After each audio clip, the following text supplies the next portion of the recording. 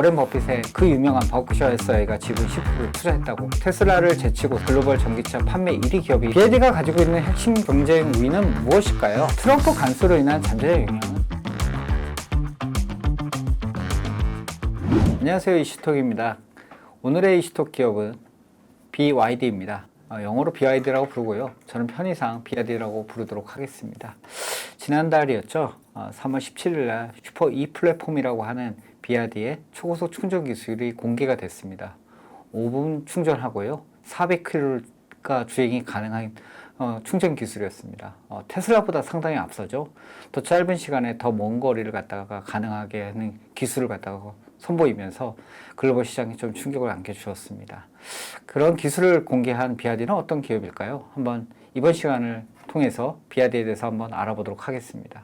저는 목대균이고요. KCGI 자산운용 CIO를 현재 맡고 있습니다. 과거에 미래세 자산운용에서 펀드 매니저 생활을 좀 오래 했었고, 오랫동안 미국, 중국 그리고 아시아 기업들의 실제로 분석도 해보고요. 투자도 많이 해본 경험을 가지고 있습니다. BYD는 95년도 중국 선전에서 배터리 제조사로 출발을 했습니다. 2003년에 자동차 산업에 진출을 했고요. 2008년에는 워렌 버핏의 그 유명한 버크셔 해서웨이가 지분 10%를 투자했다고 알려지면서 글로벌로 상당히 유명한 기업이 됐습니다. 지금은 더 유명하죠. 테슬라를 제치고서 BYD는 지금 현재 글로벌 전기차 판매 1위 기업이 되었기 때문입니다. BYD라고 하는 회사는 결국에 전기차 회사인데요. 전기차 산업 같은 경우에는 경쟁이 너무나 치열합니다. 여러분도 아시겠지만 테슬라도 중국에 지금 현재 공장을 가지고 생산하고 판매를 하고 있고요. 니오뿐만 아니라 중국 기업인 리오토, 샤오펑 등도 중국 기업에서 치열하게 가격 경쟁을 하고 있는 상황입니다. 그리고 샤오미까지 현재 진출을 하면서 정말 중국 전기차 산업은 이제는 앞을 알 수 없는 치열한 경쟁 상황이 지금 현재 직면하고 있는 상황입니다. 그럼에도 불구하고 전기차 산업에 저희가 관심을 가지고 있는 것은 내연기관차가 점점 없어지고 전기차로 대체될 것이라고 하는 장기 전망 때문인데요. 대사는 지속될 것 같습니다. 다만 그 과정에서 조금 혼란스러움과 어려움이 있을 뿐이라고 저희는 믿습니다. BYD가 가지고 있는 핵심 경쟁 우위는 무엇일까요? 저는 무엇보다도 원가 경쟁력이라고 말씀을 드리고 싶습니다. 자체적으로 뒤에서 조금 더 살펴보겠지만 배터리부터 반도체까지 자체 생산하고 있는 수직 통합 구조를 가지고 있고 이제는 규모의 경제를 가지고 있습니다. 현재 430만 대를 현재 생산하고 있는 가운데 2030년에는 1000만 대를 생산할 계획이라고 합니다. 정말 큰 자동차 회사가 될 것 같고요.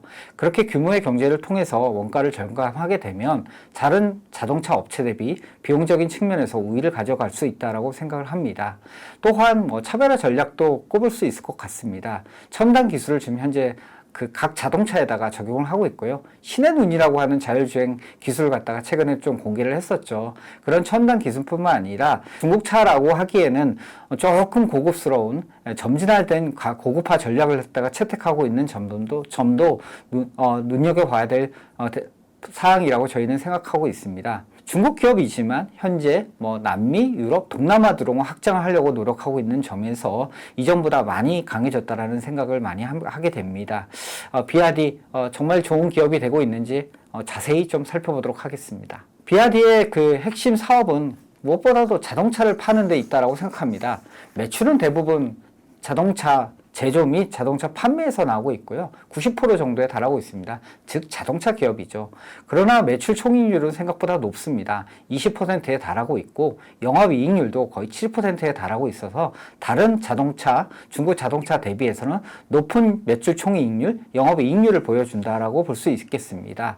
그럼에도 불구하고 아직 중국 자동차 회사라고 하는 한계를 벗어나고 있지는 못합니다. 내수 매출 비중이 90%에 현재 육박하고 있어서 결국 중국에서만 파는 자동차 회사로서의 한계를 보여주고 있다고 생각합니다. 점차적으로는 해외 시장에서 매출을 갖다 늘어가겠죠. 그렇지만 아직까지는 갈 길은 조금 멀어 보인다라고 생각을 하고 있습니다. 최근에 트럼프 관세의 영향이 자동차 산업에는 막강한 영향을 미치고 있죠. BYD는 가능하면 어떨까? 한번 저희도 고민을 해봤습니다. 트럼프 간수로 인한 잠재적 영향은 BRD는 거의 영향을 받지 않는다는 게 결론입니다. 왜냐하면 미국 매출 비중이 워낙 적기 때문입니다. 1%가 안 됩니다. 그러다 보니까 직접적인 영향은 제한적일 수밖에 없는 것 같고요. 향후에는 물론 영향을 받겠지만 현재로서는 크지 않다 생각하고 있고, BRD도 당연히 이런 부분을 의식하기 때문에 글로벌 생산 기지를 갖다가 구축함에 있어서 현재 전략을 채택하고 있는 상황입니다. 그러면 앞서 말씀드렸던 비용 우위, 원가 경쟁력은 어떨까? 한번 고민을 좀 해봤습니다. 중국에서 판매되는 테슬라 모델 Y와 BYD를 비교를 해봤습니다. 이 표는 저희가 비교한 거고요. 총 원가에서 가장 중요한 비용 요인은 배터리입니다. 보시면 그 테슬라 모델 Y 같은 경우에는 35% 정도를 차지하고 있죠. BYD 같은 경우에는 배터리의 소재부터 시작해가지고 자체적으로 조달을 하고 있고요. LFP 배터리를 기반으로 해서 비용을 상당히 절감을 하게 됩니다. 그에 따라서 총 원가 측면에서 봤을 경우에 테슬라 대비해서 약 15%에서 20% 정도 비용이 절감되는 경쟁력을 가지고 있습니다.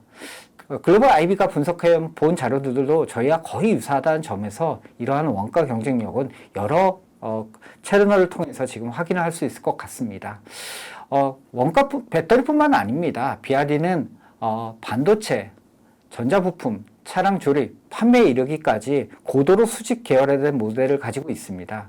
부품의 90% 자체를 갖다 내부에서 생산하는 자체 부품 내재화를 통해서 높은 자립도를 보이기 때문에 정말 가성비 좋은 전기차를 만들어낼 수 있는 거죠. 결국 최근에는 한국으로 진출까지 했습니다. 그러다 보니 점점점 두려운 대상이 되고 있는 BRD였습니다. BRD의 기업 가치에 대해서 한번 고민을 해봤습니다. 어떻게 하면 주가를 가장자 설명할 수 있을까? 그래서 여러 가지 변수들을 저희가 고려해서 다별량 분석이라고 하는 어려운 과정을 통해서 BRD의 그 기업 가치를 갖다 설명해 보려고 노력을 해봤는데요. 생각보다 설명률이 높았습니다. 매출, 이익, 현금이 BRD의 기업 가치를 아주 잘 설명하는 것으로 나타나고 있고요.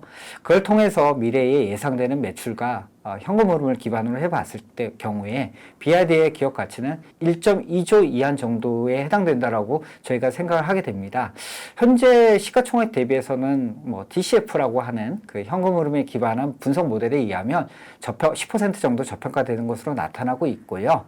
BRD의 현금 흐름에 영향을 주는 변수를 봤을 경우에도 향후에 현금 흐름 측면에서의 업사이드가 많이 보인다는 점에서 저평가 여부를 갖다가 다시 한번 확인해 볼 수 있었습니다.